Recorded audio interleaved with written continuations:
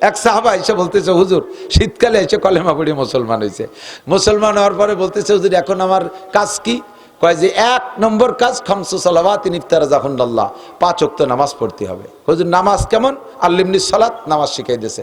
পড়ার পদ্ধতি কি? অজু বানাতে হবে। কয় যে হুজুর ডেলি কয়বার বানাতে হবে অজু? হুজুর কয় যতবার ছুটবে ততবার বানাতে হবে।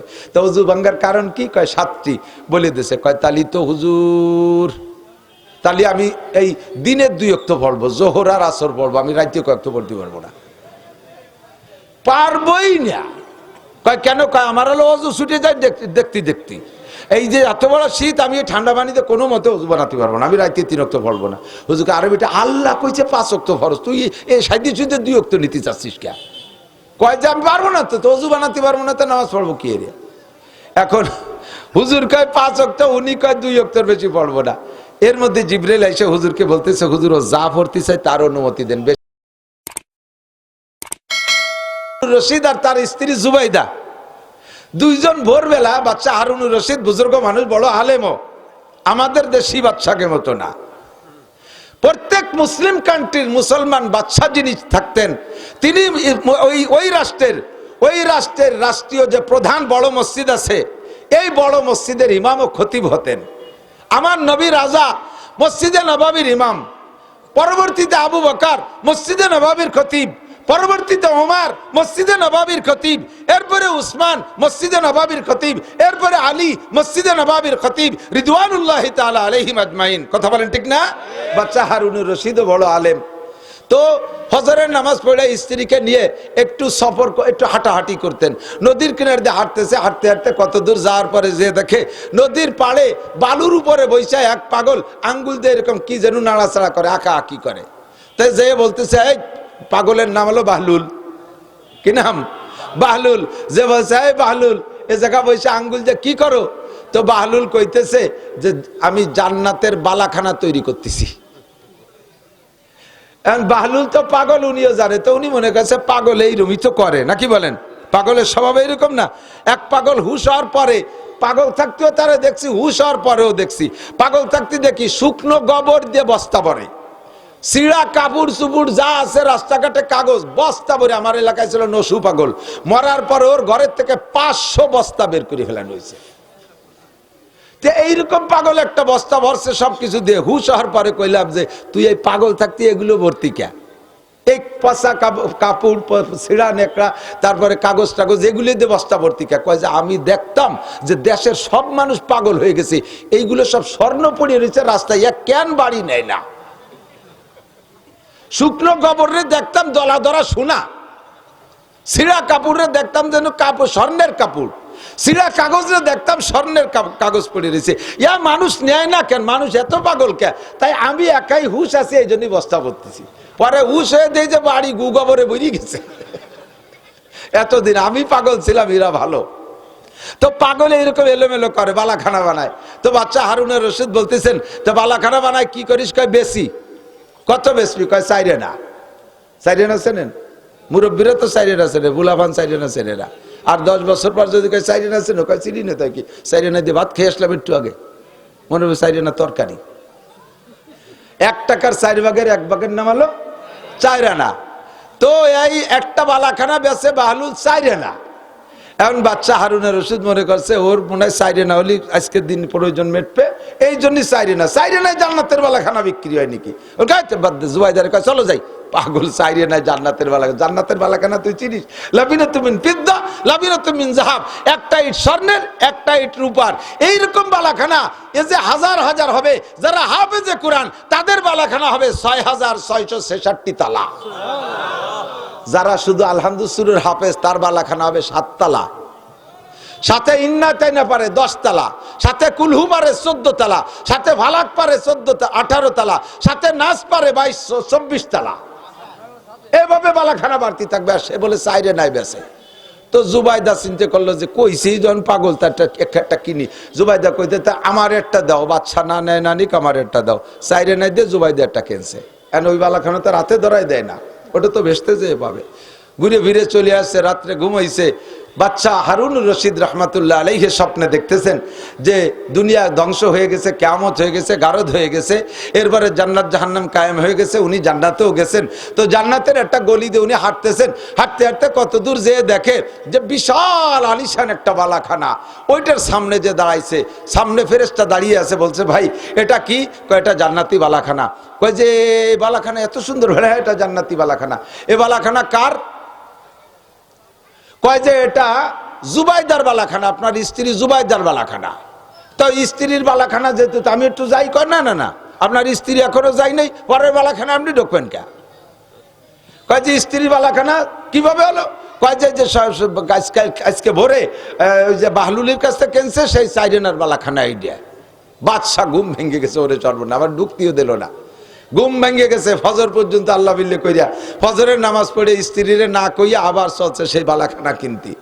আবার স্ত্রী নিয়ে সেই নদীর পাড়ে যে দেয় যে সেই বাহলুল আবার ওই সে বালির মধ্যে আঙ্গুল দিয়ে আঁকা আঁকি হচ্ছে।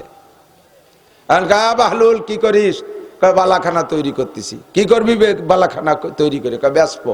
কত বেচবি? কয় যে কত দেবেন? কয় যে তুই চা কত চাবি? কয় যে আজকে আপনি আপনার সারা রাষ্ট্র যদি ধরে আমারে দেন তবু আপনার কাছে আজকে বালাখানা বিক্রি করব না, আপনার কাছে বালাখানা বেচবো না। কেন বেচবি না? কয় যে কালকে যদি বেচ কিনতেন তাহলে চাইরে নাই পাইতেন, কালকের ডালো শুনে বিশ্বাস করার উপরে আপনি বালাখানা পাইতেন, আর আজকে তো বেচতে ঘুরিয়ে আইছেন, দেখিয়ে বালাখানা কিনতে আইছেন। আজকের ডার নাম ইমান না, কালকে কিনলে ইমান ছিল। জুবাইদা কালকে কিনছে, ও পেয়ে গেছে। আমানতু বিল্লাহ, আল্লাহু আকবার। যালিকাল কিতাবু লা রাইবা ফীহি হুদাল লিল মুত্তাকিন আল্লাযীনা ইউমিনুনা বিল গায়ব। না দেখে বিশ্বাসের নাম হলো ঈমান। কথা বলেন, না দেখে বিশ্বাসের নাম কি? ঈমান। জান্নাতের মধ্যে গাছ লাগাইবেন, বিশ্বাস করবেন দুনিয়ায় বৈশা কবর আযাব আছে, কবরে শান্তি শাস্তি আছে, এগুলো সবই বিশ্বাস করি। কথা বলেন, বিশ্বাস করি। ও দোস্ত, এখন প্রত্যেকটা আমল দিয়ে জান্নাতের ভিতরে আপনি বালাখানা তৈরি করবেন, গাছ লাগাবেন, ওর ভিতরে সবকিছু করবেন। এই আমলের নাম হলো ইসলাম। যদি আপনার ঈমান থাকে, আমল মোটেই না থাকে, একটা ক্রিটিক্যাল কথা, যদি আপনার ঈমান থাকে, আল্লাহকে বিশ্বাস করেন, গভীরভাবে বিশ্বাস করেন, সাতটা সাকারে বিশ্বাস করেন, তাহলে আপনার ঈমান আছে। নফসের দুকায় পড়া, শয়তানের প্রেমে পড়ে, আড্ডায় পড়ে, জগতের মোহে পড়ে নামাজও পড়েন না, রোজাও রাখেন না, হজও করেন না, যাকাতও দেন না, ফরজ ওয়াজিব কিছুই করেন না, শুধুমাত্র আপনার ঈমান আছে সাতটা, অন্তরের মধ্যে সামান্য একটু বিশ্বাস আছে। এই বিশ্বাসের বদৌলতে আপনি কিয়ামতে জান্নাতে যাইবেন। হাজার হাজার লক্ষ লক্ষ কোটি কোটি বছর আমলের ত্রুটির কারণে, আমলের অভাবের কারণে, গুনার কারণে কোটি কোটি বছর জাহান্নামে পোড়ার পরে অবশেষে ঈমানের বদৌলতে অবশেষে আপনি জান্নাতে যাবেন, অবশেষে জান্নাতে যাইবেন। জোরে কন্যা সুবহানাল্লাহ। তবে এই অবশেষের মানে যে বেহেশতে যাওয়ার পরে সপ্তাহখানিক পরে বেহেশতে শেষ তা না, ঢুকার পরে আবার অনাদি অনন্তকাল, তার কোনো শেষ। তবে তার আগে এই ইসলাম ত্যাগের কারণে, ইসলামের আমল না থাকার কারণে কোটি কোটি বছর আপনাকে জাহান্নামে পোড়া লাগবে। তবে দোস্ত, যদি আপনার ঈমান না থাকে, আর একটা কথা, এদিক তাকান, ক্রিটিক্যাল কথা, যদি আপনার ঈমানের মধ্যে ত্রুটি থাকে, ঈমান যদি কোনো দিক দিয়ে বেরোয় যায়, ঈমান যদি আপনার লিক হইয়া যায়, তাহলে আপনি হাজারো ইসলাম দিয়া 1 সেকেন্ডও জান্নাতে যাইতে পারবেন না। টুপি পরে কাজ হবে না, দাড়ি রেখে কাজ হবে না, নামাজও জান্নাতে যেতে পারবেন না, রোজা রেখে জান্নাতে যাইতে পারবেন না, জীবন ভরে তিলাওয়াত করে জান্নাতে যাইতে পারবেন না, বড় আলেম হয়ে জান্নাতে যাইতে পারবেন না। যদি আপনার আমলটা, ঈমান ঠিক না থাকে, ঈমান যদি লিক হইয়া যায়, তাহলে কিন্তু আপনার সব শেষ হইয়া যায়। এদিক তাকান, আমার দিক তাকান, ঈমান এবার বেরোয় যায়। খেয়াল করতেছেন আপনারা? ঈমান ধরে রাখতে জন্য পূর্ণ বডি ঠিক থাকতে হয়, আর ঈমান বেরোয় যাওয়ার জন্য পূর্ণ বডি ছেঁড়া লাগে না। যেমন আমি বলি, আমরা এই যে গাড়ি চালাই, টায়ারের ভিতরে টিউব আছে, টিউবের মধ্যে হাওয়া দেই না? টিউবটা পরিমাণ মতো ফুললে, হাওয়া দিয়ে পরিমাণ মতো ফুললে, তাহলে গাড়িটা চলে। এই পুরো হাওয়া টিউবের মধ্যে ধরে রাখতে হলে টিউবের পুরো বডি ভালো থাকতে হবে না? তার চাইতে সহজে আর একটু সহজে বুঝাই, এই যে পোলাপান আজকে দেখেন কি বেলুন কিনছে, গোল গোল বেলুন, ওই বেলুনটার একটা ধারণ ক্ষমতা আছে, এতটুকু হাওয়া বেলুনে সহ্য করতে পারে, ততটুক হাওয়া দিলে বেলুনটা পুরো ফুলে গোল হয়, ঠিক না? পুরো ফুলে গোল হয়। যদি হাওয়া কম থাকে, দেখবেন মুখের কাছে এরকম চিকুন থাকে, সেইটুক দিলে পুরোটা ফুলে গোল হয়। এবার এই বেলুনটারে পুরো ফুলোয় রাখতে ভিতরে সম্পূর্ণ হাওয়া থাকতে হবে না?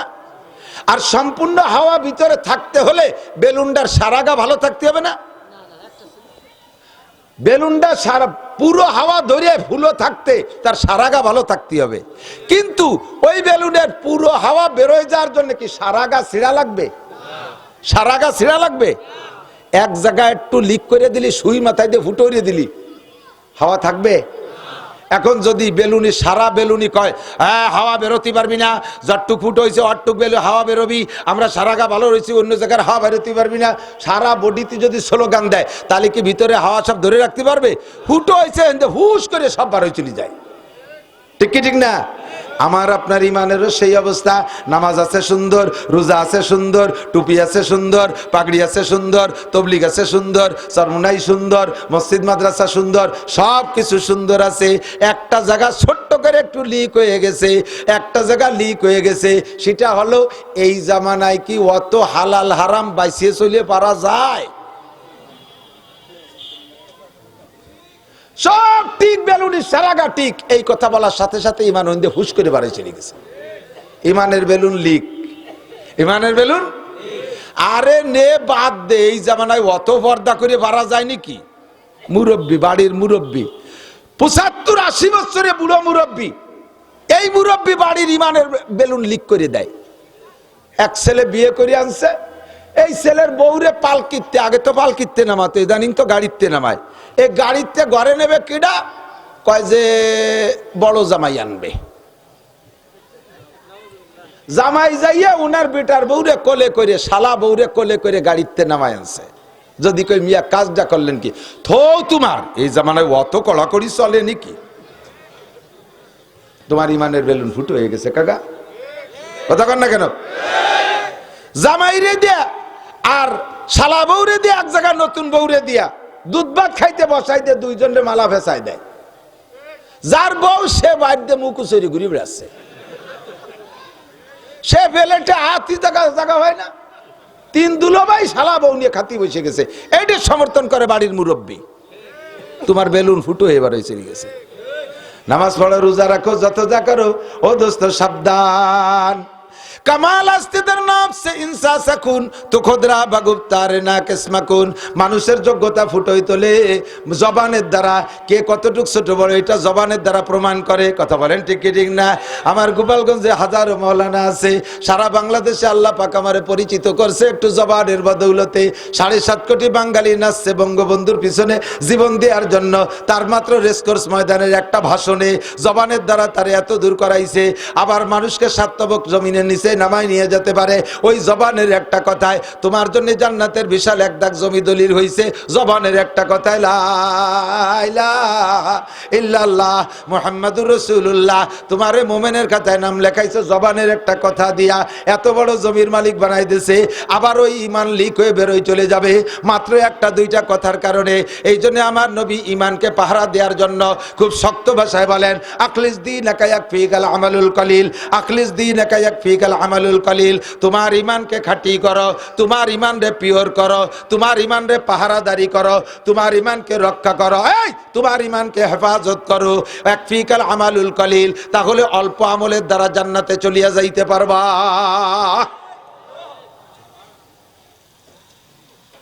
শিরক করব, বাবার দরবারে যাব, এই এলাকায় আছে এখনো বড় বড় গাছের গোড়ায় দুধ পানি ঢালে, আছে না নাই?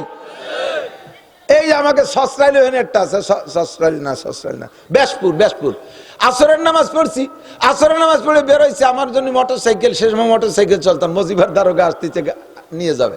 এর মধ্যে দেখি মুসলমান দুইজন যাইয়ে প্যাকেট ভরে বিস্কুট নিয়ে সেই ওই একটা বড় মান্দার গাছ না বট গাছ যেন আছে তার গা বইরে এরকম সিটেলো, সিটেইয়ে কয়েকখান কুড়োইয়ে ব্যাগে নিল আর কয়েকখান জায়গায় বসে খেলো আর কতগুলো থাকলো সেই জায়গা। আমি যে জিজ্ঞেস করলাম ভাই এ কি এলেন? কয় যে খুব বরকতি গাছ, এই গাছের সাথে এরকম করে এই বিস্কুট যারে খাওয়াই দেয় তার সব রোগ সারিয়ে যায়। আমি তাই তো ডাক্তার কবিরাজ সে লাগতোই না, সেই মান্দার গাছের গুড়ার মধ্যে এত কবিরাজি রয়েছে।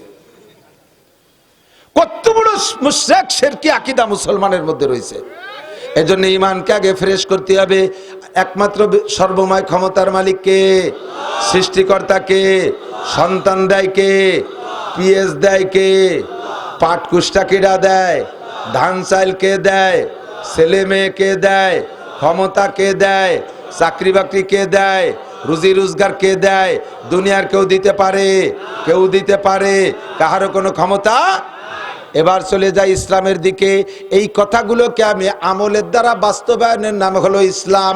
এই ইসলামের লম্বা একটা পরিসর আছে, ইসলামের বড় একটা মাঠ আছে, ইসলাম বড় একটা ঘর, ইসলাম বড় একটা গোডাউন। এই আল্লাহ পাক নিজেই বলেন, ইয়া আইয়ুহাল্লাযীনা আমানু দুখুলু ফিস সিলমি কাফা, হে মুমিনরা, ইয়া আইয়ুহাল্লাযীনা আমানু। আগে তো ওই কয়টা কথা কই আমি ঈমান ঠিক করছি, ঈমানের খাতায় নাম লেখাইছি। এবার আল্লাহ আমারে ঈমানদার কইয়া ডাক দিয়ে কয়, হে আমার অন্ধ জগতের অটল বিশ্বাসী মোমেন ইমানদার পাগলরা, উদখুলু ফিস সিলমি কাফা, তোমার 2 নম্বর কাজ হলো ইসলামের মধ্যে প্রবেশ করা। ইসলামের মধ্যে প্রবেশ করো পরিপূর্ণ, একটুও যেন কম না থাকে। ঘরের ভিতরে যদি পুরোপুরি ঢুকে যান তাহলে আপনি ভিজবেন না, বাইরে বৃষ্টি নামতেছে, ঘরের মধ্যে পুরো ঢুকে গেলে ভিজবেন না, আবার পুরো বাইরে গেলেও মোটামুটি বৃষ্টিতে ভিজবেন। কিন্তু যদি সাইসেই দাঁড়ায় থাকেন, অর্ধেক না রে মিয়া, সাইসেই দাঁড়ালি, সাইসেই তো সারা সালের পানি পড়ে, বীজে কালাইয়ে গুগুমুড়া হয়ে যাবা। কথা কর না কে? বাইরে ফিস ফিস বৃষ্টি নামে, ঘরের মধ্যে মোটেও নামে না। আর সারা চালের উপরে ফিস ফিস গুছাইয়া কলকলাইয়া পানি পড়ে চাল দিয়ে, সাইসেই দাঁড়ায় থাকলি জম্মের ভিজা ভিজবা। আল্লাহ কায় হয় বাইরে যা, মোটামুটি এক কায়দা হবে, কলা গাছটা তলে যে থাকবি। আর যদি ঘরে ঢুকিস পুরো ঢুক, সাইসেই দাঁড়া থাকিস না। মুজাবজাবিনা বাইনা যালিকা লা ইলাহা উলাই ওয়ালা ইলাহা উলাই। গান শুনলে ভালো লাগে, সে জায়গা যে শুনবা। আবার ওয়াজের ময়দানে যে একটু শুনবা, মসজিদে ভালো লাগে নামাজ পড়বা, আবার মাঝে মাঝে মন্দিরে যাইয়া, হিন্দু বাড়ি যাইয়া লাড্ডু খাবা। দুর্গা পূজা, কালী পূজা, সরস্বতী পূজা, লক্ষ্মী পূজায় হিন্দুদের পূজায় মুসলমানরা যায় কি যায় না? যায় না, যায় না। আর সে বাড়ি গেলি পারা তারা বড় যত্ন সহকারে আমাদেরকে কিছু নাস্তা পানিও খাওয়ায়। আইসিয়া সে বাড়িতে খাইয়ে আইসিয়া মুসলমানদের সমালোচনা করে। এই যে 2 ঈদ গেল, আমার এত বাবিরা বাড়ির বাঁচতে, একটা বাবি ডাকি এক চামচ সিমাই খাওয়ালো না। এই যে দুর্গা পূজায় গেলাম, হিন্দুকে বাড়ি গেলাম, বৌদি লাড্ডু খাওয়াইছে। বৌদি উনারে নাড়ু খাওয়াইছে, নাড়ু। আরে হিন্দু বাড়ির নাড়ু, ওই বৌদি সকালবেলা শুয়োরের গোস্ত কাটছে হাত দিয়ে, জল খাসি কাটছে হাত দিয়ে, সেই জল খাসি আর শুয়োরের চর্বি হাতে ছিল, তাই দিয়ে বানাইছে নাড়ু। তোরে জল খাসি আর শুয়োরের চর্বি নাড়ুর মধ্যে খাওয়াই দিছে। ও আনা খাইয়া মাদ্রাসায় আসে, আমরা মাটি দিয়ে কুলুক বানাইছি, তার 3টে দেবো, খাইয়া গিলাস পানি খাইছি। কথা কয় না কে? যুবক, জীবনে আর যাবা? তোমার সাথে তারা ঈদগায় যায় না, তোমার সাথে তারা মসজিদে যায় না, তোমার সাথে তারা ইস্তেমায় যায় না, তোমার সাথে তারা চরমুনায় যায় না, তোমার সাথে তারা উমরায় যায় না, তোমার সাথে তারা তবলিগে যায় না, তোমার মতো তারা টুপি পরে না, তোমার মতো পাঞ্জাবি পরে না, মুসলমানের একটা পোশাক তারা ধরে না। কথা বলেন ঠিক কি ঠিক না? তারা তোমার মতো কোরআন শরীফ পড়া শেখে না। তুমি কেন তাদের গীতা বাইবেল পড়তে যাও? তাদেরগুলো কেন পড়তে যাও? আদৌ তোমার দরকার নাই। তাদের মতো প্যান্ট পরো, তাদের মতো দাড়ি কাটো, তাদের মতো চুল বানাও। ইদানিং যুবকদের চুলের কাটিং হইছে উত্তর কোরিয়ার প্রেসিডেন্ট কিং জং উম। কিং জং উম চুলির নবী, যুবকদের চুলের মডেলের নবী কিং জং উম। আর দাড়ির মডেল ওই যে প্লেয়ার বল খেলে গেলে যেন কিডা, Messi. Messi, Messi, Ronaldo, Neymar, এগে কটি কাটিং হয়েছে। আর সেমলিগে পোশাকের নবী, চলচ্চিত্রের নায়িকা। কথা কন না কেন? আল্লাহু আকবার। নবী কয় মান তাশাব্বাহা বিকওমিন ফাহুয়া মিনহুম। যার সাথে যার মিল হবে তার সাথে তার হাসর হবে, যার সাথে যার মিল হবে তার সাথে তার হাসর হবে। ওদের সাথে মিল করিস না, ওরা আমাদের কোনো জায়গা আসে না, আমরা ওদের কোনো জায়গা যাব। আরে দোস্ত, এই বাংলাদেশের নামে মাত্র মুসলমান যারা, আমার শুধুমাত্র এদিক তাকান, বর্তমানে আহলে হাদিস নামে যারা আছে বাংলাদেশে, তারা সবাই ইসরায়েলের পক্ষ নেছে। এবার রাজ ফাঁস হয়ে গেছে। দুদু, তুমি কোন ইসলামের সার্কুলার দিয়ে বেড়াচ্ছ? কথা কন না কেন? তুমি কোন ইসলামের প্রচার দিয়ে বেড়াচ্ছ? কয় যে ওই গাজার নেতাদের ভিতরে, মানে মুজাহিদদের নেতা আবু উবাইদা, ওর আকীদা ঠিক নাই। তার আকীদা ঠিক নাই বলে সে বাইতুল মুকাদ্দাসের জন্য পুরো ফ্যামিলি শেষ করে ফেলাই দিচ্ছে। 20,000 মুসলমানের জীবন চলে গেছে, 20,500 এখনো পর্যন্ত লড়ে যাচ্ছে, তার ফ্যামিলি সব শেষ হয়ে গেল। তার ঈমান ঠিক নাই, উনি এই জায়গায় বসে বসে ঈমান ঠিক করতেছে। এ সবগুলা ইসরায়েলের দালাল, কথা কন না কেন? সবগুলা ইসরায়েলের দালাল। আমরা ইসরায়েলের দালালি করতে রাজি? যুবক, যদি ওই আকীদাবান হয়ে থাকিস তওবা করে ফিরে আয়। যদি ঈমানের সাথে মরতে চাস ফিরে আয়। ইসলাম বেশি বুঝো না। মুফতি আব্দুল গফফার সাহেবের জীবন শেষ করলো কোরআন হাদিসের পিছনে। এই মাদ্রাসার মোহতারাম শাহ হুজুর এখান থেকে শুরু থেকে শেষ পর্যন্ত জীবন শেষ করে দিল। বাংলাদেশের লক্ষ লক্ষ উলামায়ে কেরাম, ভারত পাকিস্তানের লক্ষ লক্ষ উলামায়ে কেরাম জীবন শেষ করলো কোরআন হাদিসের পিছনে।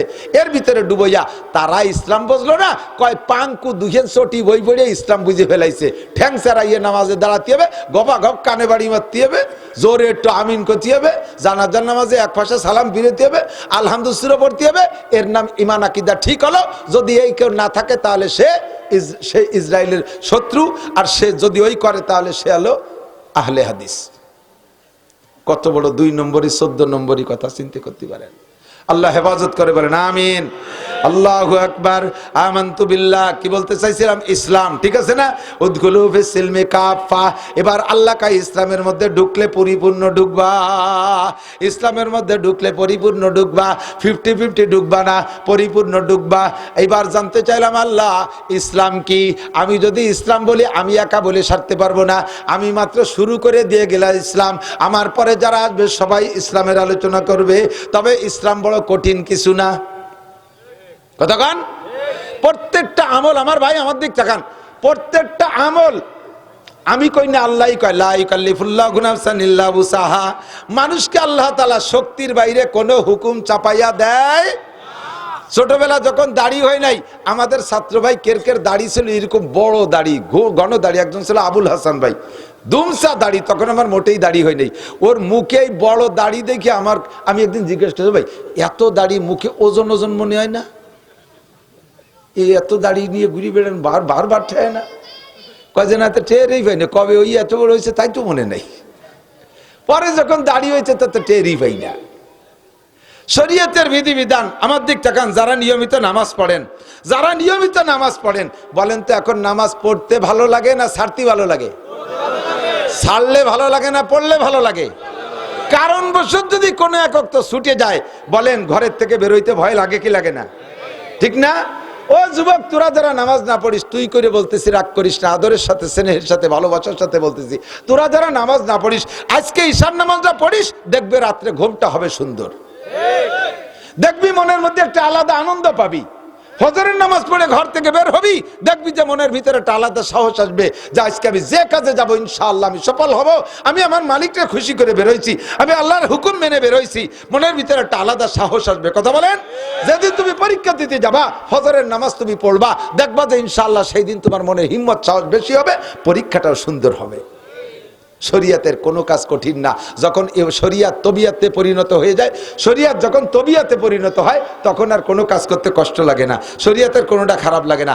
তবিয়াতে সেট করার আগ পর্যন্ত একটু কষ্ট হয়। জীবনে কোনোদিন মসজিদে যান নাই, এরকম করে ভালো ভালো আল্লাহ আল্লাহ লোক আছে না? কোনোদিন মসজিদে যাই নাই। আমি এরকম এক আল্লাহ আল্লাহ নিয়ে গেছি তবলিগি, ওই দিন বুঝছি যে কোনোদিন মসজিদে যাইনি। বাইরের থেকে তশকিল করছি, নিয়ে গেছি, ব্যাটিং বুটিং মাচাইয়ে গেছে, যাইয়ে জুতো পাইতে মসজিদের মধ্যে চলে গেছে। জুতো খেলে আমি তো আমার ঘর ভরে জুতো ভরে ঘুরে বেড়াই, তাহলে ও বোঝা যায় যে কোনোদিন মসজিদে ঢোকে নাই। তারপরে জুতো খুলাইছি, এরপরে ব্যাটিং থুয়ে যে পেশাব করতে বসে গেছে, এক বাড়ির দিক ফিরে এই রান এই পর্যন্ত 12 দিয়ে বিড়িয়েরটা ধরাইয়ে যে এখানে বসে গেছে। আমি কই আল্লাহ, এ যদি এই বাড়ির বিটিরা দেয় তো কেড়াইল দিয়ে বড় সবাই ফেলবে। এইটা কি তবলিগ? আমি পিছন দিয়ে যাইয়া একটা তার লুঙ্গিরে আর একদিক ফিরে লুঙ্গি টেনে টেনে হাঁটুগিরি দিয়ে কইছি, বিড়িটা ফেলাও যদি মসজিদে 3 দিন থাকতে চাও। এ পাড়ার মানুষ আমাকে 3 দিন খাওয়াবে, আগের তে দাওয়াত দিয়েছে, তুমি যা শুরু করছো বাত না মাইর খেয়ে যেতে হবে। আল্লাহ, জীবনেও কোনোদিন মসজিদে যায় না। এরে মসজিদে যা শিখাইতে বেশ কষ্ট হয়েছে। জুতো মসজিদে ঢোকার সময় কোন পাও আগে খুলতে হবে? খুলতে হবে কোন পাও? জুতোর থেকে খুলতে হবে বাম পাও, জুতোর থেকে খুলতে হবে বাম পা মসজিদে ঢুকতে হবে ডাইন পা। তা কি হয়, যে পাও খুলছি সেই পাওতে ঢুকে যাবে না। সুন্নত হলো জুতোর থেকে পা খুলে ওই জুতোর উপরে পা বাম পা রাখবেন, এরপরে ডান পা খুলে ডান পা ঢুকিয়ে পরে বাম পা ঢুকাবেন। এই যে যেটা হজবরল ভাব, এইটা আপনার কাছে একটু পেশি পেশি মনে হচ্ছে। বেরোনোর সময় আবার বাম পা বেরোবেন আগে, কিন্তু জুতোর মধ্যে দেবেন ডাইন পা আগে। সিস্টেম কি, বাম পা বেরোয় জুতোর উপরে রাইখা, জুতোর উপরে দাঁড়াইয়া ডান পা বেরোয় জুতোর মধ্যে ঢুকিয়ে পরে বাম পা ঢুকাবেন। 4টে সুন্নত, খোলার সময় 2টা, খুলিয়ে খুলছেন 2টা সুন্নত, আবার ঢুকছেন 1টা সুন্নত, 3টা। আবার বেরোনোর সময় পরার ভিতরে 2টা সুন্নত, 2 পায়ে 2টা সুন্নত, আবার বেরোইছেন 1টা সুন্নতি তরিকায় বাম পা আগে দিয়ে। এই 6টা সুন্নতের পর আমল করতে আপনার একটু কষ্ট হয়। বাথরুমের ভিতরে কোন পায়ে আগে ঢুকতে হবে? বাম পা। খুলতে হবে কোন পা? বাম পা। ও জায়গা ঠিক আছে। জুতো খুলবেন আগে, যদি জুতো খুলিয়ে ঢুকতে হয়। তবে বাথরুমের ভিতরে খালি পায়ে বাথরুম করবেন না। খালি পায়ে বাথরুম করলে জেহেন কমে যায়, সুন্নতের মুস্তাহাবের খেলাফ। জুতোর পায়ে জুতোর পর বসবেন। এবং স্বাস্থ্যসম্মত, অনেক সময় খালি পায়ে বসলে নিচের থেকে বাথরুমের ভিতরে অনেক জীবাণু থাকে, ওটা পার মধ্যে দিয়ে ঢোকে, আর পায়ে জুতা থাকলে ওটা ঢুকতে পারে না। বাম পা আগে খুলবেন, ঢুকাবেন বাম পা, এরপরে ডাইন পা। বেরোনোর সময় আবার ডাইন পা বেরোবেন আগে, ডাইন পা বেরোয় জুতোর মধ্যে ঢুকবেন, বাম পা পরে বেরোয় জুতোর মধ্যে ঢুকবেন। 4টে সুন্নত হলো। বাইরে থাকতে একটা দোয়া পড়বেন, আল্লাহুম্মা ইন্নী আউযু বিকা মিনাল খুবুসি ওয়াল খাবায়েস। বাইরে বেরোয় এসে দোয়া। বাথরুমের মধ্যে থেকে কোনো দোয়া নাই। এক জায়গায় লেখা দেখি যে বাইরে থেকে এই দোয়া, ভিতরে থেকে এই দোয়া, এই লেখছে। বাইরে ঘরে বাথরুমের ভিতরে থেকে কোনো দোয়া নাই। বাইরে বেরোয় এসে দোয়া পড়বেন, গুফরানাকা আলহামদুলিল্লাহ হিল্লাযী আযহাবা আনিল আযা ওয়া আফানি। সকল প্রশংসা ওই আল্লাহর, যে আল্লাহ পাক আমাকে ফারেক করে দিয়েছেন। আল্লাহর কাছে ক্ষমা চাই যে আল্লাহ পাক আমাকে বিপদ থেকে মুক্তি দিয়েছে, এমন জিনিসের থেকে যেটা আমার পেটের মধ্যে থাকলে আমার ক্ষতি হতো। এই বাথরুম পেটের মধ্যে যদি আটকে যায়, উপকার না ক্ষতি? কয় যে উপকারিত, তাহলে ভাত কম খাওয়া লাগবে না, পেট হইলে মরিয়ে যাবা কাকা, অসুস্থ হয়ে যাবে। পায়খানা ময়লা, এটা বিষ, বেরোয় দেয়া উপকার না ক্ষতি? ক্ষতি না উপকার? কাজে এ জায়গা আল্লাহর দোয়া, আল্লাহ শুকর আদায় করবো, ঠিক না? এগুলো সব ইসলাম। এগুলো সব কি ইসলাম। প্রত্যেকটা সুন্নতের পর আমল করবেন, প্রত্যেকটা সুন্নত খুঁটিয়ে খুঁটিয়ে আমল করবেন। এগুলোর নাম হলো আপনার ইসলাম। উদখুলু ফিস-সিলমা কাফা, যা বলতে চাইছি, লা ইউকাল্লিফুল্লাহু নাফসান ইল্লা উসাহা। শক্তির বাহিরে আল্লাহ কোনো হুকুম চাপায় দেয় নাই। কতক্ষণ এগুলো যদি আপনার অভ্যাসে পরিণত হয়ে যায়, তখন আর আপনার এই কল্পনা করা লাগবে না সেম কোয়ালিটি অফ মোটরসাইকেল চালানো। আমার দিকে এদিক খেয়াল করতে হবে। প্রত্যেকটা যুক্তির সাথে শরীয়তের মাসালা যদি আপনি মিলিয়ে নেন, আরবিতে বলা হয় সুরতে মাসালা। আমরা কিতাব পড়াই, ফিকহের কিতাব, আর ওর সাথে একটা মাসালা বলে একটা বাস্তব উদাহরণ দিয়ে দেই, এর কয় সুরতে মাসালা। এই সুরতে মাসালাটাই যুক্তি, এইটাই হলো উদাহরণ। এটা খেয়াল রাখলে পর আপনার মাসালাটা মনে থাকবে। শরীয়তের কোন বিধান আমার শক্তির বাহিরে আল্লাহ চাপাইয়া দেয়, ঠিক না? নামাজ পড়তে কি লাগে? অজু লাগে, কি লাগে না? নামাজ পড়তে অজু লাগে না? বিনা অজুতে নামাজ হবে? জোরে কান হবে? যত বড় শীত হোক, বিনা অজুতে নামাজ হবে? বিনা অজুতে হবে না। আল্লাহ কয়, এ বান্দা, ওয়াইন ইযা কুমতুম ইলাস সালাত ফাগসিলু উজুহাকুম ওয়া আইদিয়াকুম ইলাল মারাফিক ওয়ামসাহু বিরুউসিকুম ওয়া আরজুলাকুম ইলাল কাবাইন। এই আয়াতের দ্বারা অজু, তুমি অজু করে নামাজে যাবা। এখন আপনার যেভাবে আমি কড়াকড়ির সাথে বলছি, বিনা অজুতি সিজদা দিলি ঈমান নষ্ট হয়ে যাবে, কাফের হয়ে যাবা, সিজদা দিতে পারবা না বিনা অজুতি। এখন আপনি তো হয়তো, আল্লাহ হুজুর যেভাবে কলো তাতে তো বিনা অজুতি হয় না, কিন্তু আমারে যে ডাক্তার পানি সুতি নিষেধ করছে, আমি কি বললা কদি? আমারে পানি স্পর্শ করতে নিষেধ করছে ডাক্তার, অজু করা নিষেধ, আমি কি করবো কদি আল্লাহ? আর হুজুর যেভাবে কড়াকড়ির সাথে কইছে তাতে তো বিনিয়োজিত মসজিদের দ্বারেও যাওয়া যায় না, এমন কি করতে পারি? আল্লাহ কাছে যেভাবেই বলুক না কেন, তোমার নিয়ে চিন্তা করা লাগবে না। তুমি যদি অসুস্থ হও, লাইসা আলাল মারিজে হারাজুন, রুগীর কোনো মশালা নাই, ফাতায়াম্মামু সাইদান তাইয়্যিবা, পানির দ্বারেও যাবা না, পাক মাটি দিয়ে তায়াম্মুম করে তুমি নামাজ পড়বা, কোনো সমস্যা নাই। জোরে কন্যা সুবহানাল্লাহ। আল্লাহ সহজ করে দেশে কি দেয় নাই? কয় যে হুজুর তাই তো অজুতি তো তায়াম্মুম করলাম, ধরেন অজু ছুটে গেল, আমার এই শরীর অসুস্থ অবস্থায় যে সময় পানি ব্যবহার করা নিষেধ, এমতো অবস্থায় যদি আমার গোসল ফরজ হয়ে যায়, তালি কি হবে হুজুর? কান্দি এ বোঝেন নাই কথা? অজু ছুটে গেছে, পানি দিয়ে অজু করলে আপনার অসুবিধা, অথবা পানি পাচ্ছেন না, এই সময় মাটি দিয়ে তায়াম্মুম করবেন। কিন্তু আপনার যদি গোসল ফরজ হয়ে যায়, এ জায়গায় তায়াম্মুমই কি এতে পারে? কয় যে হ্যাঁ, অজু ছুটে গেলে যেমন পানি ব্যবহার করা নিষেধের সময় বা পানি না পাইলে তায়াম্মুম করে নামাজ হবে, আপনার গোসল ফরজ হয়েছে এমত অবস্থায় যদি আপনার গোসল করলে জীবন মরণের ভয় থাকে, রোগ মারাত্মক আকার ধারণ করা ভয় থাকে, তাহলে আপনি এখানেও তায়াম্মুম করে নামাজ পড়তে পারবেন। এক সাহাবা হুজুরের কাছে আসছে তায়াম্মুম করে, সারা গায়ে মাটি বালি মাহানু। হুজুর কয় যে তুমি গায়ে ভরে মাটি কে? কয় হুজুর তায়াম্মুম করে আইছি। এ কিরম তায়াম্মুম? তায়াম্মুম হলো মাটি হাতে মাখাইয়া একবার মুখ মুছা আর একবার দুই হাত মুছা, সারা গায়ে মাটি মাহালো কি রে? কয় যে ও তো অজুর তায়াম্মুম, আমি হলো গোসলের তায়াম্মুম করছি, বালি গাদি দিয়ে ডুব দই দেওয়ার চলে গেছে। হুজুর কয় না, দুইয়ে তায়াম্মুম একই তায়াম্মুম। হ্যাঁ, আমার মা বোনরা ভালো করে মনে রাখবেন যদি কানে আওয়াজ পৌঁছে যায়। আপনার রমজান মাস প্রচন্ড শীতের সময়, আপনার রমজান মাস বা শীত হোক আর যাই হোক না কেন, রমজান মাসে আপনার মাসিক বন্ধ হয়ে গেছে আসরের সময়, মাসিক বন্ধ হয়ে গেছে আপনার মাগরিবের সময়, আপনার এই মাগরিবের সময় যদি আপনার মাসিক বন্ধ হয়ে থাকে, তাহলে আপনার ওই মুহূর্তে গোসল করে নামাজ পড়া ফরজ। আজ না কাল, কাল না বসু, সাবান আনি নেই, ছুটা আনি নেই, গরম পানি নেই, এ বাহানা সে বাহানা করে 3 দিন 4 দিন ঘুরবেন। প্রত্যেক একাকত্বের কারণে নামাজের যে পরিমাণ শাস্তি বরাদ্দ আছে তা আপনাকে খাইতেই হবে, এ শাস্তি আপনাকে ভোগ করতে হবে। আপনি ওই মুহূর্তে তা অজু করে গোসল করে আপনি নামাজ পড়তে হবে। এখন কয় শরীর খারাপ, আমি যেভাবে অসুস্থ হয়েছি, রক্তক্ষরণ খুব বেশি। এমানে মুফাসসাল কারে ধরবো দেখি, কারে ধরবো? সবাই চিনতে পড়ে গেছে, আল্লাহ আমারে না কয়। বহুত জন আছে পারে না, আছে না নাই? এমানে মুফাসসাল কারে কয় তাই জানে না, পারা তো দূরের কথা।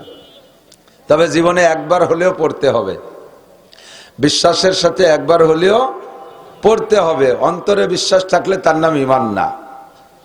ঈমান হাদিসের তাশরীহের ভিতরে আমরা পড়াই থাকি, ঈমান বলা হয় ইযআন বিল কলব ওয়া ইকরার বিল লিসান, সাথে কখনো বলা হয় আমল বিল আরকান। 3টে জিনিসের সমন্বয় হলো ঈমান। কয়টা? একটু মস্ক করি, সবক এটা ক্লাস আমি বলছি আগেই ক্লাস, গতানুগতিক কাজ হবে না। মানতে রাজি আছেন তো ইনশাআল্লাহ? কয়টা জিনিসের নাম ঈমান? 3টে জিনিসের সমন্বয়। 1 নম্বরে অন্তরে গভীর বিশ্বাস, 2 নম্বরে ওই কথাটা জবানে স্বীকার করা, 3 নম্বরে আমার বিশ্বাস আর স্বীকারকে আমলের দ্বারা বাস্তবায়ন করা। এই 3টের সমন্বয়ের নাম কি? ঈমান। বলেন 3টের নাম কি? ঈমান। তাহলে আমি কিসের প্রতি বিশ্বাস আনবো এটাকে আগে আমাকে জানতে হবে। সেইটাকে আমি অন্তরে বিশ্বাস করব আর জবানে স্বীকার করব। এইটা শুধু অন্তরে বিশ্বাস থাকলে হবে না, এটা অন্তরে বিশ্বাস থাকলে হবে না, জবানও স্বীকার করতে হবে। কাজে আমরা জবানের স্বীকারটা আগে বলে এরপরে আমি আর তর্জমা বলি, আর সাথে সাথে আমরা বিশ্বাস স্থাপন করি। রাজি আছি তো ইনশাআল্লাহ? বলেন আমানতু বিল্লাহি, বলে না সবাই? আমানতু বিল্লাহি ওয়া মালাইকাতিহি ওয়া কুতুবিহি, অনেকে কয় কুতুবিহি, হবে না, কুতুবিহি ওয়া কুতুবিহি, তারে টান দেবেন না, তু কয়ে টান দেবেন না। ওয়া কুতুবিহি ওয়া রুসুলিহি, আমানতু বিল্লাহি ওয়া মালাইকাতিহি ওয়া কুতুবিহি ওয়া রুসুলিহি ওয়াল ইয়াউমিল আখিরি ওয়াল কদরি খায়রিহি ওয়া শাররিহি মিনাল্লাহি তাআলা ওয়াল বাসি বাদাল মাউত। 7টা বিষয় হলো, 1 নম্বরে আমি আল্লাহর কাছে স্বীকার করিলাম, অন্তরে বিশ্বাস করি, আমানতু বিল্লাহ, আমি আল্লাহর পর বিশ্বাস রাখি। আল্লাহ আছে না নাই? আছে, আল্লাহ আছে। আমানতু বিল্লাহ ওয়া মালাইকাতিহি, এবং আল্লাহর আরেকটা সৃষ্টি আছে ফেরেশতা, ফেরেশতাদের প্রতি আমি বিশ্বাস রাখি, ফেরেশতা আছে। ওয়া মালাইকাতিহি ওয়া কুতুবিহি, সমস্ত আসমানি কিতাব আমি বিশ্বাস করি। তাওরাত সত্য, জবুর সত্য, ইনজিল সত্য, আল কোরআন সত্য। সব আসমানি কিতাবের প্রতি বিশ্বাস রাখা ঈমানের অঙ্গ। তবে বর্তমানে চলবে একমাত্র কোন কিতাব? একটু বলতে হবে কোন কিতাব?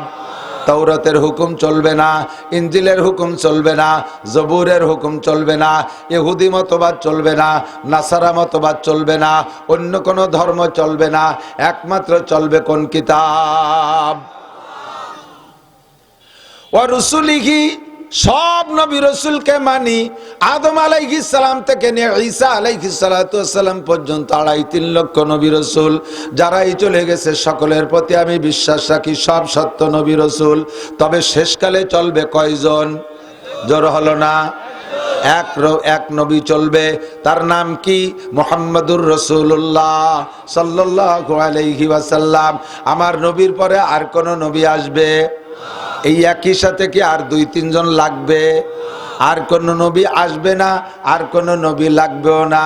আমার নবীকে আল্লাহ পাক এমন ইলম দিয়ে দুনিয়ায় পাঠিয়েছেন, নবী বলেন উতিতু ইলমাল আউয়ালিন ওয়াল আখিরিন, আমাকে আল্লাহ পাক আগেও পিছের সমস্ত ইলম দান করেছেন।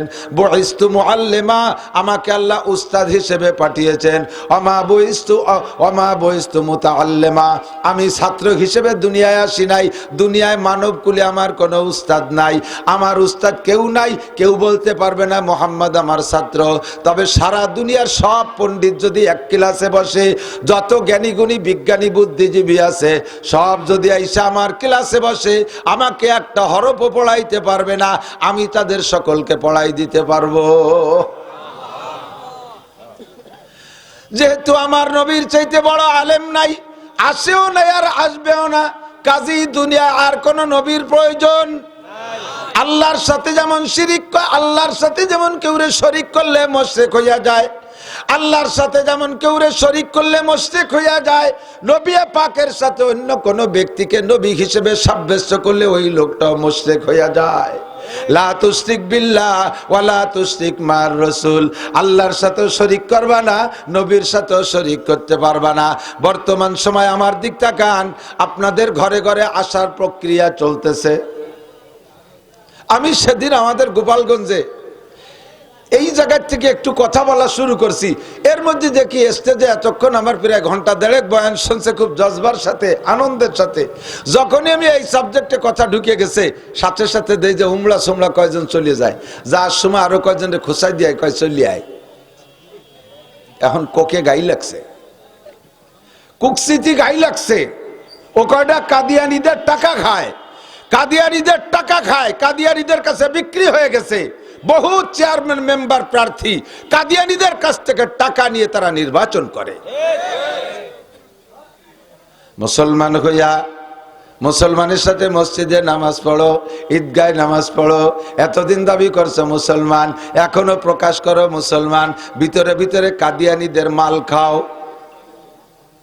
গোলাম আহমদ কাদিয়ানী কি নবী না কাফের? মস্ক করে রাখেন, নবী না কাফের? ও গোলাম আহমদ কাদিয়ানী ও ইসরায়েলি নেতানিয়াহুর একটা প্রোডাক্ট। সারা দুনিয়ার মুসলমানদেরকে বেঈমান করার জন্য যত অপকৌশল আছে, যত ষড়যন্ত্র আছে, সমস্ত ষড়যন্ত্রের গুরু হলো ওই নেতানিয়াহু। নেতানিয়াহু মানে নেতা ওয়ানেহা, নেতানিয়াহু না নেতা ওয়ানেহা। এ ওয়ানেহা নেতা সারা দুনিয়ার ভিতরে জ্বালাই খাচ্ছে। মাত্র ওর দলে, ওর গোষ্ঠীতে, এই ইহুদি বংশে সারা বিশ্ব জুড়ে মানুষের সংখ্যা মাত্র 1.5 কোটি। যে জায়গা গোটা দুনিয়ায় 800 কোটি মানুষ, 800 কোটি মানুষের মধ্যে 1.5 কোটি কোন ক্লাসে পড়ে? কোন দি অত পাতাড়ি হলো হিসেবে আসে না। এই 1.5 কোটি মানুষ সারা দুনিয়ায় জ্বালাই খাচ্ছে। ভারতের ভিতরে পয়দা করছে গোলাম আহমদ কাদিয়ানী রে, আবার আমাদের মধ্যে আমাদের রূপরেখা দিয়া, আমাদের সুরতের ভিতরে রাইখা, আমাদের তালে তালে তালে আছে এমন ব্যক্তিদেরকেও মাল খাওয়াইয়া আমাদের ধর্মের মধ্যে বিভক্তি সৃষ্টি করে দিচ্ছে। দাওয়াত ও তাবলীগের ভিতরে ফিতনা সৃষ্টি করেছে। এটা ওই নিতাওয়ানেহা ওয়া রুসুলিহি, সব নবী রাসূলকে বিশ্বাস করি। কথা বলেন, ঈসা নবী সত্য না মিথ্যা? মুসা নবী সত্য না মিথ্যা? দাউদ আলাইহিস সালাম সত্য না মিথ্যা? তবে উনাদের কোন নবীর কার্যক্রম এখন চলবে না। হাদিসের মধ্যে পরিষ্কার আসছে, আল্লাহর নবী বলেন, আমি নবী হয়ে আসার পরে, আমি নবুয়তি পাওয়ার পরে যদি মুসা আলাইহিস সালাম, ঈসা আলাইহিস সালাম সহ আগের সব নবীকে আল্লাহ তাআলা আবারও দুনিয়ায় পাঠাইয়া দেয়, তাহলে সমস্ত নবীর উপরে ওয়াজিব হবে আমাকে নবী মাইনা আমার কলেমার প্রচার দেওয়া, লা ইলাহা ইল্লাল্লাহ মুহাম্মাদুর রাসূলুল্লাহ। এই কলেমার দাওয়াত ওই নবীদেরও দেওয়া ফরজ হইয়া যাবে, আমার উম্মত হওয়া তাদের জন্য ওয়াজিব হবে। নিজের ধর্মের প্রচার করতে পারবে না, নিজের কলেমার প্রচার করতে পারবে না, নিজের কিতাবের দাওয়াত দিতে পারবে না, আমার কোরআনের দাওয়াত পৌঁছাইতে হবে, কোরআনের তালিম দিতে হবে, আমার কলেমা পৌঁছাইতে হবে। যুবক মুসলমান, তাহলে আমি তুমি কত বড় ভাগ্যবান। সব নবীকে যদি আবারও পাঠাইয়া দেয়, তাহলে সব নবী আমার নবীর উম্মত হবে। আর আল্লাহ পাক আমাদেরকে বিনা চাওয়ায় সেই নবীর উম্মত বানাইছে। ওই নবীর নামের উপরে, ওই নবীর কামের উপরে, ওই নবীর ধর্ম নিয়া আমার জীবনের শেষ বিন্দু রক্ত দিয়ে লড়তে রাজি। জোরে বলেন রাজি। জীবন কথা কয় না, রাজি। প্রমাণ এখন পাচ্ছি আপনারা ইমানের জগতে অটল বিশ্বাসী। যে সকল সাংবাদিক মহিলাদের খবর এতদিন শুনতাম, বাংলাদেশি মহিলা সাংবাদিক তো মহিলারাই বেশি। পুরুষ একজন প্রতিবেদন শুনে তার চেহারা দেখা যায় না, সামনে আসে ম্যাডামরা, আকর্ষণ বাড়ায় সংবাদে। তবে তারা নামাজ পড়ে না, মাথায় কাপড় দেয় না। এতদিন নাস্তিক্যবাদীর বক্তব্য সংবাদগুলো শুনইতো। গাজা ফিলিস্তিন ইসরায়েলের যুদ্ধের পরের থেকে প্রত্যেকটা সাংবাদিক মহিলারাও আল্লাহর রহমতে ফিলিস্তিনের পক্ষে বক্তব্য দেয়। কথাক্ষণ কথার সুরে তো বোঝা যায়, কথার সুরে তো বোঝা যায়। খালি ইন্ডিয়ার থেকে যারা বক্তব্য দেয় তারা ইসরায়েলের পক্ষে নাইছে নাইছে বক্তব্য দেয়, মিথ্যে তাজা খবর শোনায়। ঠিক কিনা? আমাদেরকে যদি এখনই রাস্তা খুলে দেয় ফিলিস্তিন যাওয়ার জন্য, গাজায় যুদ্ধে যাওয়ার জন্য, যুবক রেডি? হ্যাঁ, কেডা কেডা? এই আঙ্গুল ফাঁকা করে রেডি হলি, ফাঁকা আঙ্গুল হলো দুর্বলতার প্রমাণ। এই ওই পাশে টান দিলি ভেঙ্গি যে মস্কাই বক্সিনির সাথে দুই হাত। নারায়ে তাকবীর। বিশ্বের মুসলিম এই বক্সিনটাও ফাঁকাতে দিছে না, এইরম বক্সি নাই না, শোনা এইরম বক্সি নাই না। তাহলে এই বুড়ো আঙ্গুল ভেঙে যেন কিল দিলি। এইভাবে বক্সিনের সিস্টেম। এদিক আমার দিক টাকা বক্সিনের সিস্টেম এরকম। নারায়ে তাকবীর। বিশ্বের মুসলিম শিয়েতি বললাম না, এক হয়ে শুয়ে থাকলে হবে নাকি? এক হও, জিহাদ করো। বিশ্বের মুসলিম এক হও, জিহাদ করো। ইহুদিদের দালালরা, খ্রিস্টানদের দালালরা, নাসারাদের চালারা, ইহুদিদের আস্তানা, ইহুদিদের পণ্য বর্জন করো, বর্জন করো। ইহুদিদের পণ্য, ইসরায়েলের পণ্য, খ্রিস্টানদের পণ্য, আমেরিকার পণ্য। নারায়ে তাকবীর। এখনই যেতে হবে। রেডি? বাড়ি লুঙ্গি আনতে যা লাগবে না, ব্যাগ লাগবে না, সাথে কিছু লাগবে। এই দরজার কারণে আপনি ওই জায়গা যারা যুদ্ধ করতেছে তাদের সাথে জান্নাতি হয়ে যাবেন। আল্লাহ, তকবীরে গামি গেছি। বসেন বসেন বসেন। আল মুসলিমুনা কারাজুলিন ওয়াহিদিন। এই যুবক আমার দিকটা খাও। আমাদের এখন এই জিহাদের স্লোগান দিতে কোনো বাধা নাই। ক্যামেরা তো থাকবে, ক্যামেরা না থাকলে আপনারা আমাকে এত চিনতেন নাকি? এই ঘরে শুয়ে শুয়ে শুনবেন তো ওকে মাধ্যমে, একটু শরীর নড়িয়ে বসেন, ওরা তো আসবেই, ওরা আমার ব্যবসা না। তবে আমি সমর্থন এজন্যই করি যে আল্লাহর রহমতে এখনই অনেকটা লাইভে দেওয়া আছে। ওই সারা পৃথিবীতে এই টাইমে আল্লাহর রহমতে কম বেশ আমাদের শ্রোতা বসে আছে মোবাইলের সামনে। প্রতিনিয়ত 2টা করে মাহফিল তারা শোনে আমাদের থেকে। একটু সুযোগ একে দিতে হবে, আপনার একটু ফাঁক ফাঁক করে বসেন কায়দা করে। আল্লাহ, এখন আমাদের জিহাদি স্লোগান দিতে কোনো ভয়, কোনো ভয় নাই। ভয় কোনো সময় পাই না, মাঝে মাঝে একটু বাধা ছিল, তাও নাই আল্লাহর রহমতে। কারণ আফগানিস্তানের সাথে যখন আমেরিকা রাশিয়ার যুদ্ধ ছিল, তখন এ দেশ থেকে যারা আফগানের পক্ষ নেছে, আমেরিকা আলা তাদের নামে একটা ফতোয়া দিয়ে দেশে এরা জঙ্গি। বোঝে নাই কথা? এর কারণে আমাদের হুজুরকে নাম ছিল জঙ্গি। আমরা কেন আফগানের পক্ষ নেব না? আফগানিস্তান জয় হওয়ার পরে সারা পৃথিবীর মুসলমান আমার বাংলাদেশ আফগানিস্তানের পক্ষে, এবং প্রধানমন্ত্রীও খুশি জাহির করছে, স্বরাষ্ট্রমন্ত্রীও খুশি জাহির করছে, সব মন্ত্রী পরিষদ মুসলমানরা আনন্দ উল্লাস করেছে, আফগান মুজাহিদরা জিতে গেছে। কথা কোন ঠিক না? এই জিতার আগ পর্যন্ত গডফাদার মুরব্বী আমেরিকার জো বাইডেন, নেতানিয়া কি কয় জো বাইডেন, তারপরে ডোনাল্ড ট্রাম্প, টেম্পু টুম্পু যারা আছে ওরা আমাকে কইতো জঙ্গি, আফগানিকে কয় জঙ্গি, আর তাদের সমর্থকদের কইতো জঙ্গি। সেই খাতিরে আমাদের হুজুরকেও কত জঙ্গি, মাদ্রাসায় হরকতের ট্রেনিং দিয়ে এই বলে ব্যঙ্গও করতো। এর কারণে হরকতের ট্রেনিং দিয়ে হুজুরকে ধরিয়ে নিয়ে জেলও খাটাইছে। হরকত সে নেই না, তারকে কি কবে কি কব বুঝবো, কি দিয়ে বুঝবো বুঝি না। মাদ্রাসায় মক্তবে হুজুররা পড়ায় না ছেলেদেরকে, এক জবর এক জের এক পেশকে হরকত বলে, এই পড়ায় না? এ হরকত কারে কয়? এক জের এক জবর এক পেশকে কি কয়? এই বড়াই মক্তবে। ও কবি সিদ্ধ লেও বোঝে না, কয় যে হরকতের ট্রেনিং আছে। আসলেই তো হরকতের ট্রেনিং আছে, এনা পড়ালি এ ট্রেনিং না দিলি কোরআন শরীফ পড়াবো কি দিয়া? এইভাবে ধীরে ধীরে বহুত মৌলবীরা জেল কাটাইছে। আমরা ছিলাম জঙ্গি, আপনারা ছিলেন যারা আফগানের পক্ষে তারা ছিলেন জঙ্গি। এখন বর্তমানে ফিলিস্তিন আর গাজার পক্ষে যারা, তাদের নামে মহামুরব্বী আমেরিকান জো বাইডেন ফতোয়া দিয়ে দিয়েছে এরা জঙ্গি। ফিলিস্তিনের পক্ষে যারা, বলেন কার পক্ষে? ফিলিস্তিনের পক্ষে যারা, তাদেরকে জঙ্গি বলে। আর ফিলিস্তিনের পক্ষে বঙ্গবন্ধুও ছিল, মাননীয় প্রধানমন্ত্রী জননেত্রী শেখ হাসিনা ফিলিস্তিনের পক্ষে, বর্তমান আওয়ামী লীগ সরকার ফিলিস্তিনের পক্ষে। কাজেই ফিলিস্তিনের পক্ষে যারা, তাদেরকে যদি জঙ্গি হতে হয়, এতদিন তো আমরা ছিলাম জঙ্গি, এখন বাংলাদেশ সরকারও জঙ্গি। তা আমরা সবাই মিলে জঙ্গি, কাজেই জঙ্গের লড়াই স্লোগানই হবে, যুদ্ধের স্লোগানই হবে, কোনো ভয়ের কারণ, কোনো বাধার আমাদের, ঠিক কি ঠিক না? আল্লাহ তাআলা কবুল করুক, বলেন আমিন। রসুলিহি, আমার রসুল, বর্তমানে সব রসুলকে মানি। বর্তমানে চলবে কয় রসুল? আরো জোরে, মুহাম্মাদুর রাসূলুল্লাহ সাল্লাল্লাহু আলাইহি ওয়াসাল্লাম আমাদের নবী ও রসুল, ঠিক না? রসুলিহি ওয়াল ইয়াউমিল আখিরি। আর দুনিয়ায় 7টা দিনের সপ্তাহ হয়, শনিবার থেকে শুরু কইরা শুক্রবারে সপ্তাহ শেষ হইয়া যায়।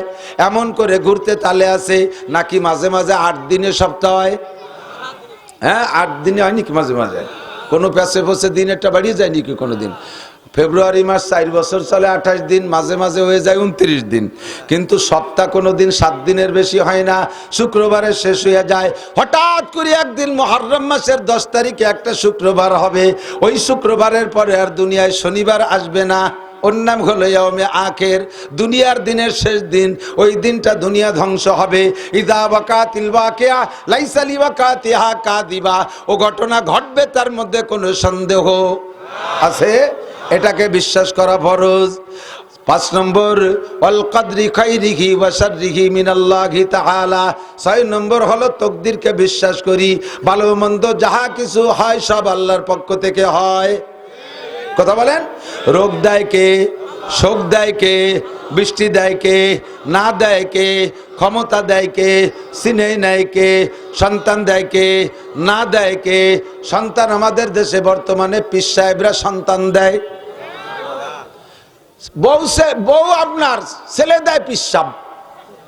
সুবহানাল্লাহ, একটু ক্ষতি হবে না? কি বিল্লাহ?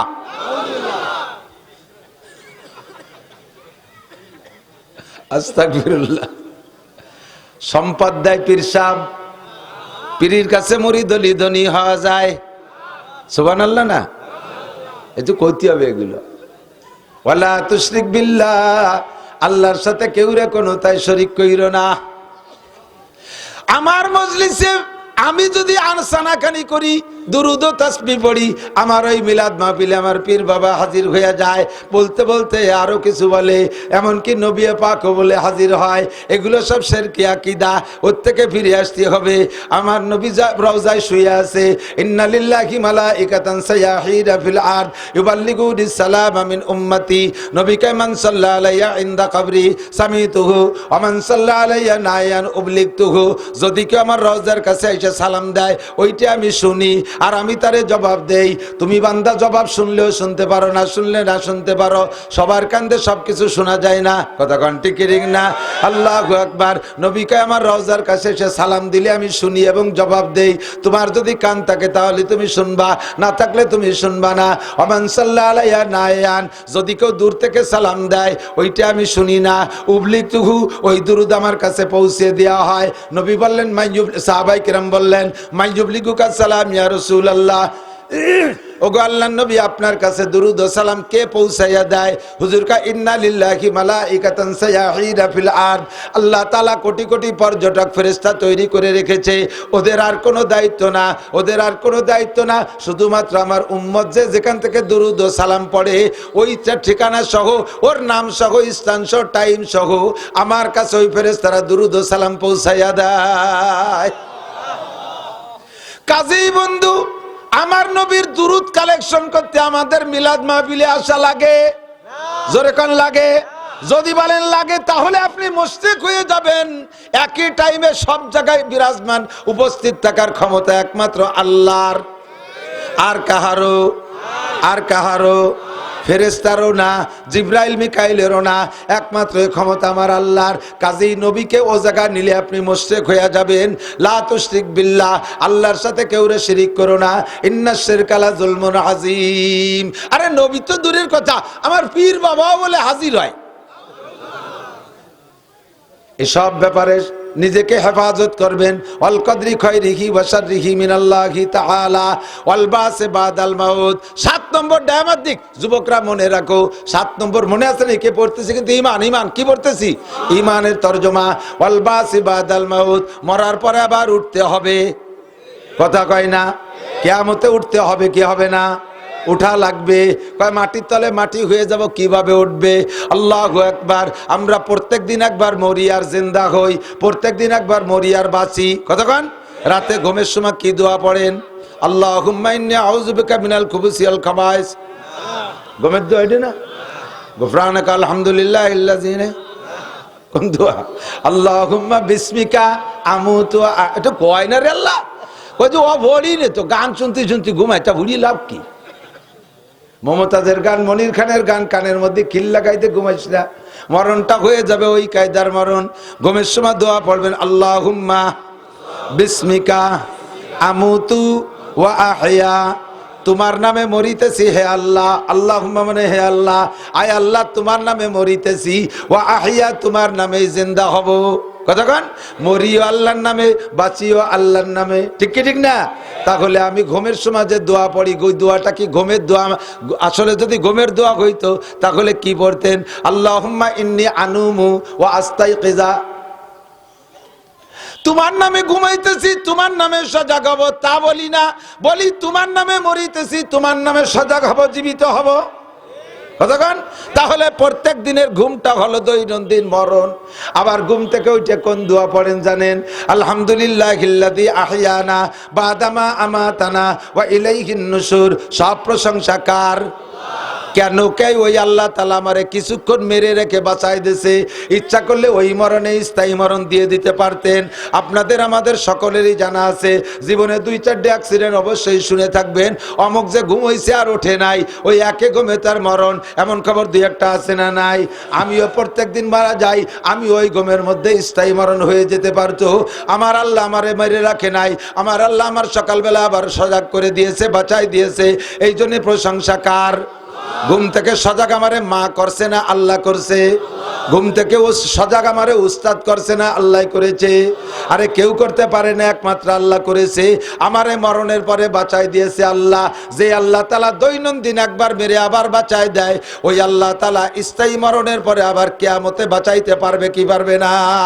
ওটাও আপনি ওই দুয়ার সাথেই বলে দিয়েছেন, ওয়া ইলাইহিন নুশুর। যেমন আজকে ঘুম থেকে উঠাই দিলেন, ওই রকম স্থায়ী মরণের পরে হাসরের মাঠে আবার আল্লাহ উঠাইতে পারবে। বিশ্বাস আছে? এই 7টায় বিশ্বাস আছে? তাহলে আপনার নাম হইছে মোমেন। কোন আলহামদুলিল্লাহ? বলেন আলহামদুলিল্লাহ।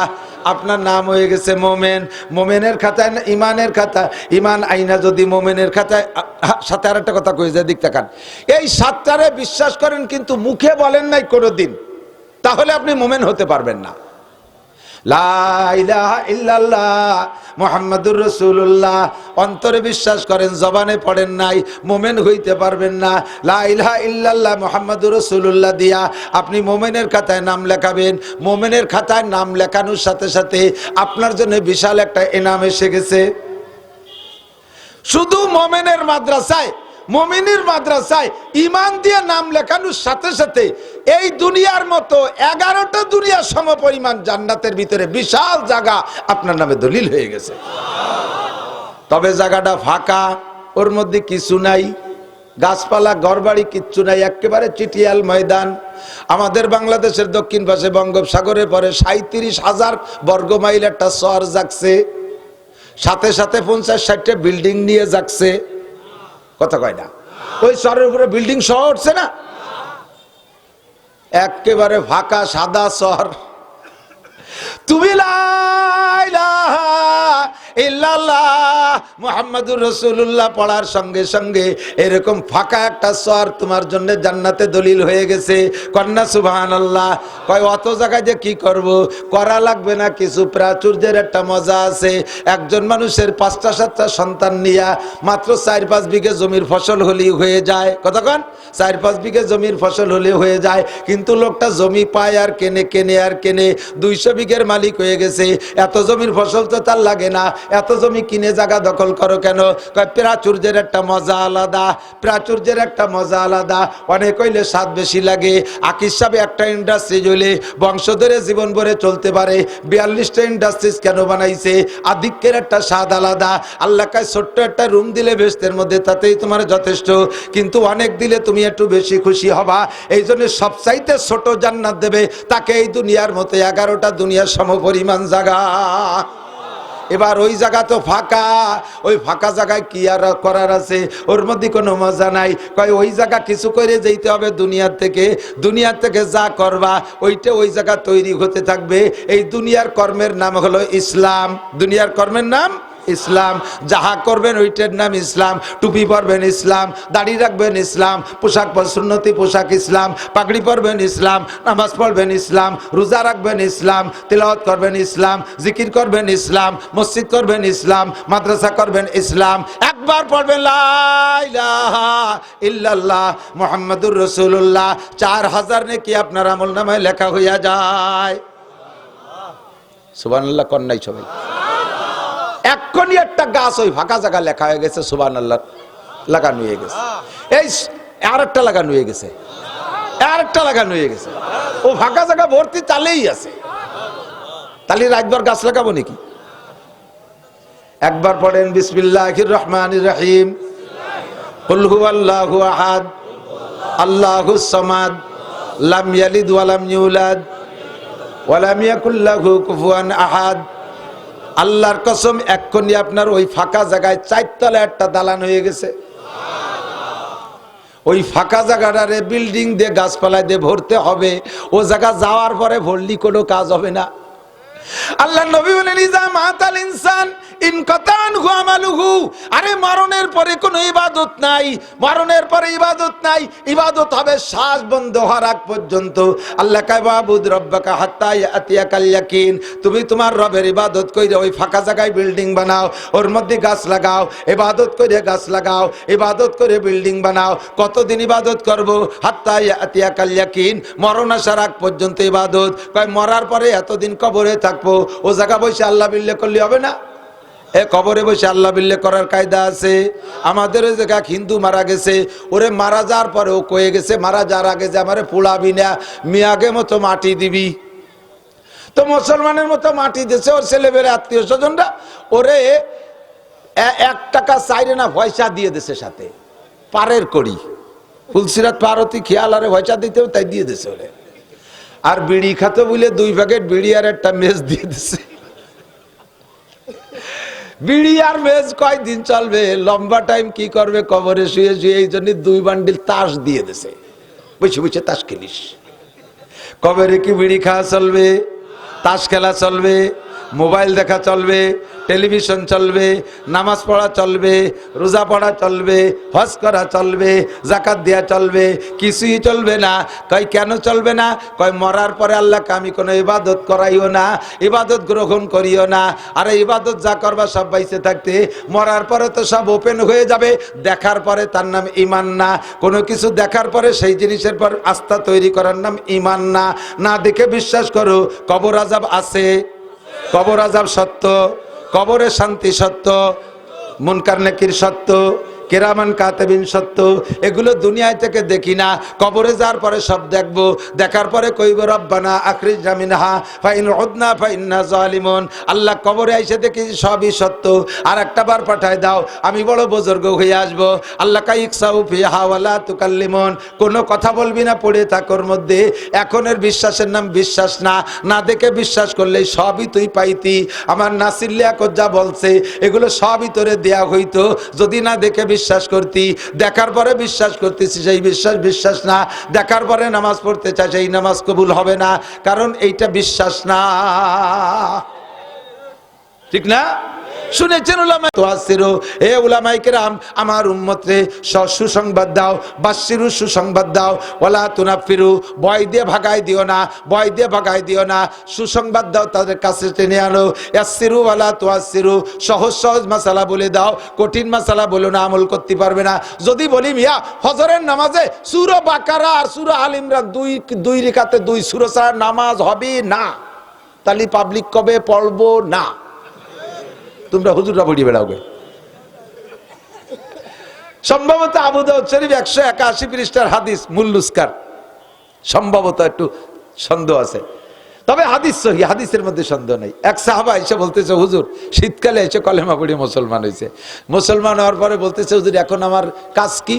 কয় যে 1 নম্বর কাজ খামসু সালাওয়াতিন ইফতারাজাহুল্লাহ, 5 ওয়াক্ত নামাজ পড়তে হবে। হুজুর নামাজ কেমন? আল্লিমনি সালাত, নামাজ শিখাই দিয়েছে। পড়ার পদ্ধতি কি? কয় অজু বানাতে হবে। কয় যে হুজুর ডেলি কয়বার বানাতে হবে অজু? হুজুর কয় যতবার ছুটবে ততবার বানাতে হবে।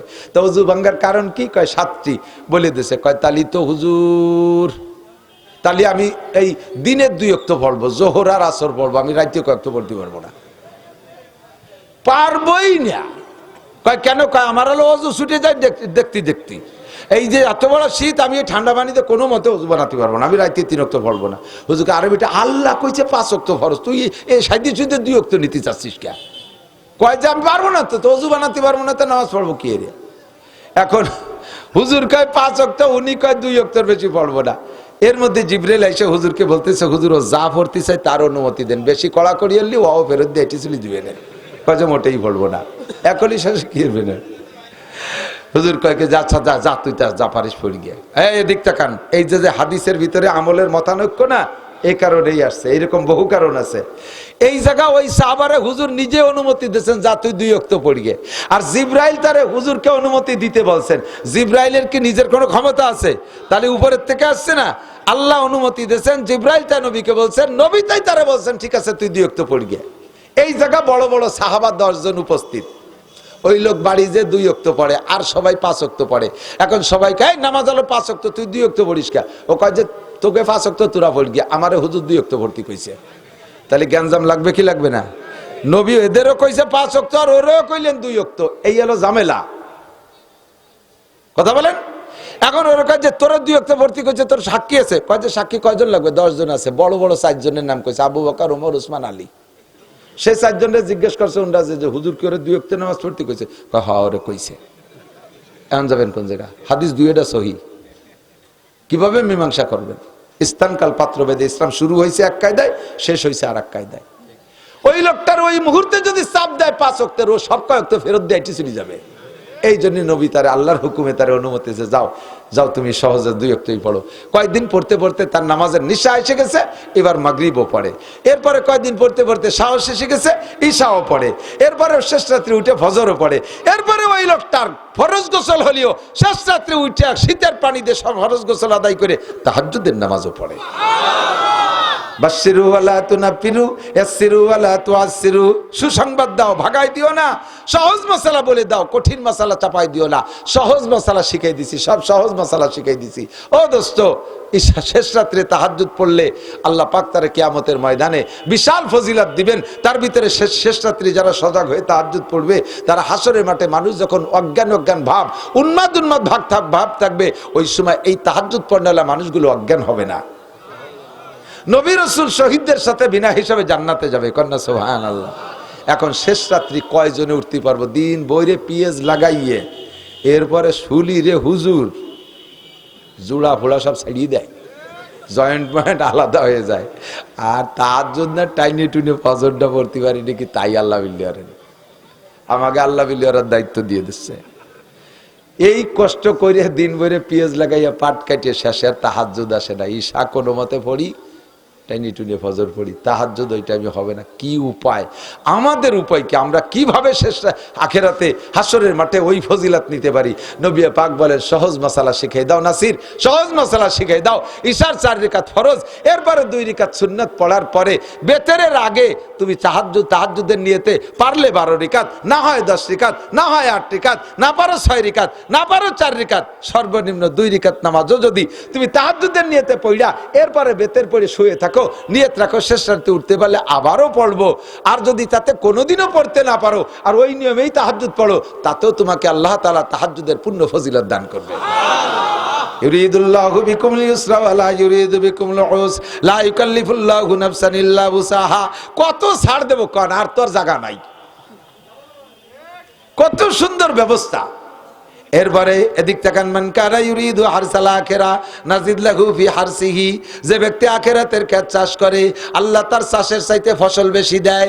চাষ করবা যতটুক, ফসল পাবা বেশি। জোরে কন্যা সুবহানাল্লাহ। সিস্টেম কেমন? 1 ওয়াক্ত নামাজ জামাতে পড়বেন। 1 ওয়াক্ত নামাজ যদি আপনি জামে মসজিদে ইমামের পিছনে পড়েন, 1 ওয়াক্তের বিনিময়ে আপনাকে 527 ওয়াক্তের সওয়াব দেওয়া হয়। আবার ওই নামাজটা পড়ার জন্য যে অজু বানাবেন, অজুর সময় যদি মেসাক দিয়ে একটু ডলা মারেন, 3টে, এই ডাইন পাশ থেকে বাম দিক আছে, মেসাক আছে পকেটে।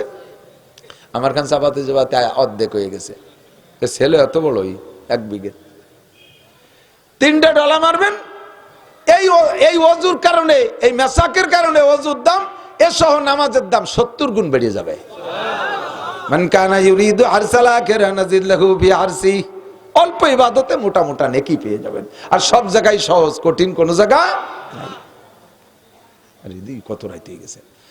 আল্লাহ সহজ হয়েছে কি হয় নাই? কথা বলেন। আল্লাহ পাক বলেন, ফামান শাহিদা মিনকুমুশ শাহরা ফালইয়াসুম। এদিক আর মাত্র 2-2.5 চাঁদ পরেই আসতেছে রমজান মাস। ইনশাআল্লাহ এবার রমজানে তো কেউ রোজা থাকবো না। হ্যাঁ, যে থাকবেন রোজা থাকবেন না ছাড়বেন না? ছাড়বো না ইনশাআল্লাহ, ঠিক না? রোজা রাখবেনই।